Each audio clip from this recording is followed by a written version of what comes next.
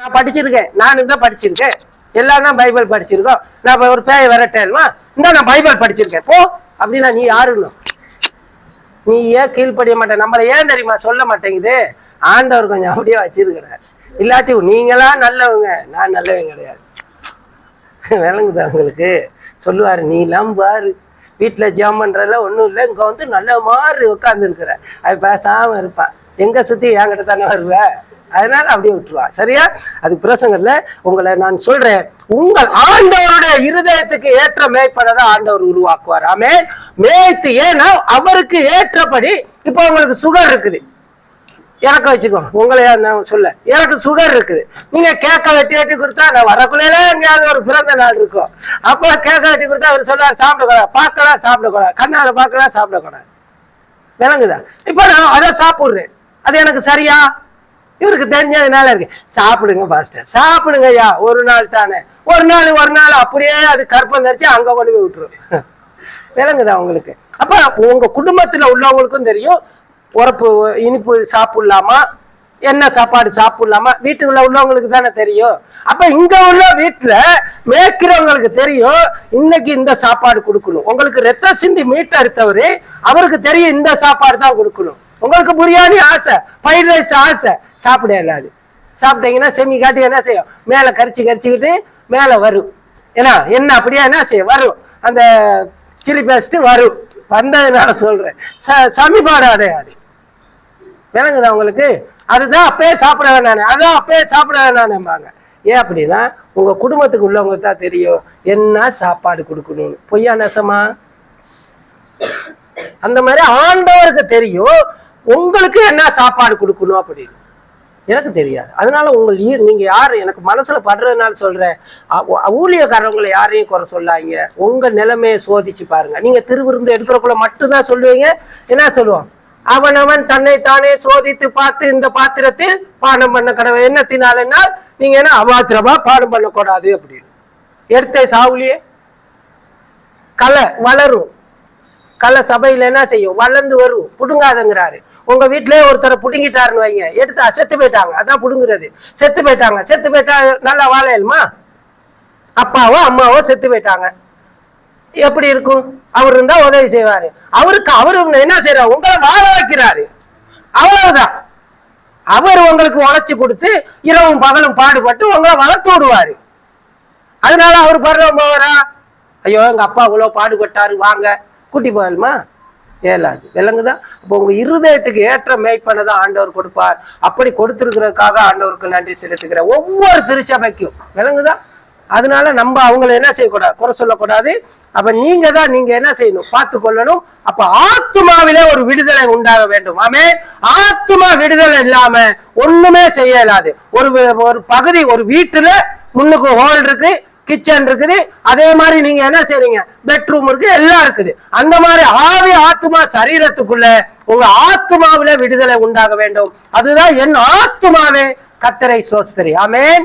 அப்ப நம்ம என்ன செய்யணும், ஆத்துமா தான் கர்த்தரை நம்ம என்ன செய்யணும், அதை ஆராதிக்கணும். சரீரத்துல பரிசுத்தமா இருக்கணும். சரீரம் ஒரு நாள் பரலோகம் போவாது. சரீரம் பரலோகம் போகுமா? போவாது. ஆனா இப்படியே இருந்தா போவோம்.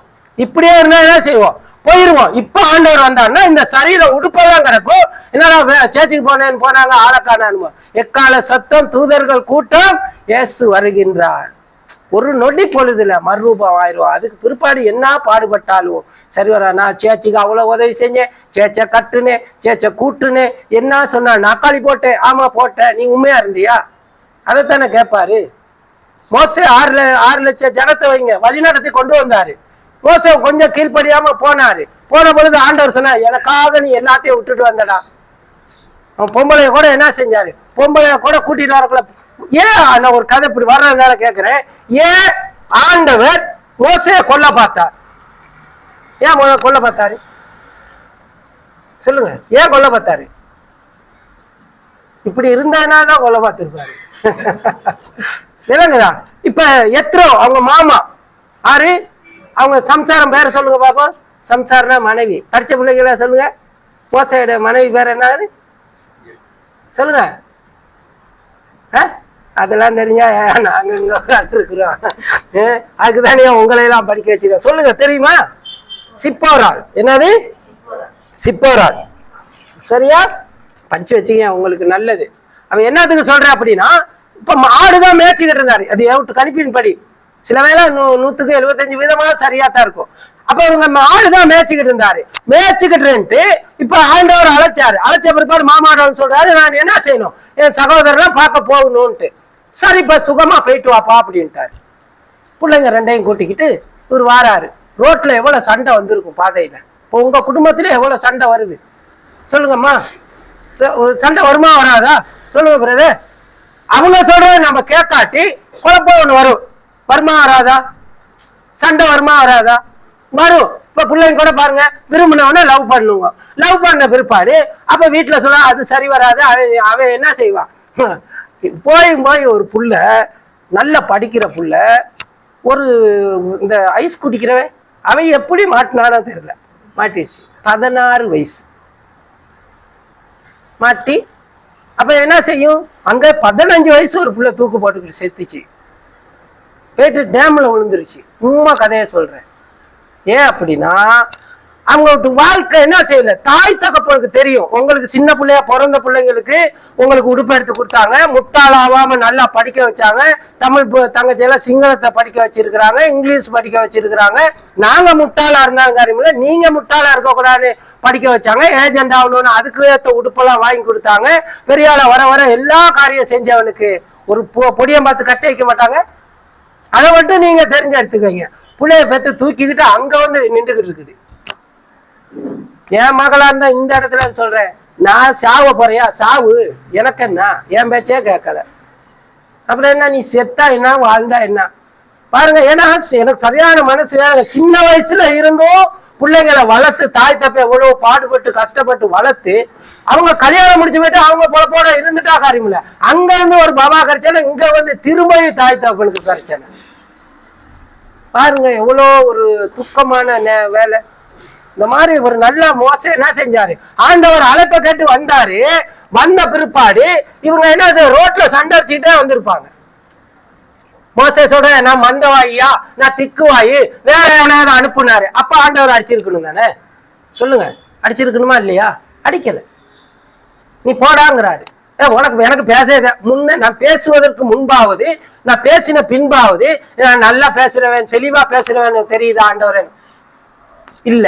மந்தவாய படைச்சவனு நான் தான்டா, ஊமையனை படைச்சவன் நான் தான்டா, எனக்கு போல வேற யாராவது அனுப்புங்க. ஆண்டவர் கோவிச்சு, அந்த அவங்க அண்ணன் வரான், அவனை கூட்டிட்டு போ அப்படின்னாரு. சரின்னு போறான். போனா உடம்பு நம்ம வீட்டுகள்ல முறுமுறுப்பு வருது பாருங்க, ஆண்டவர் பிடிக்காது. அது இல்லை இது இல்லை. இவன் சொல்லியிருப்பா, எங்க அப்பனை விட்டுட்டு வாரோம் அந்த வயசு போன நேரத்துல, ஆடு போல ஆடை விட்டுட்டு வாரோம்.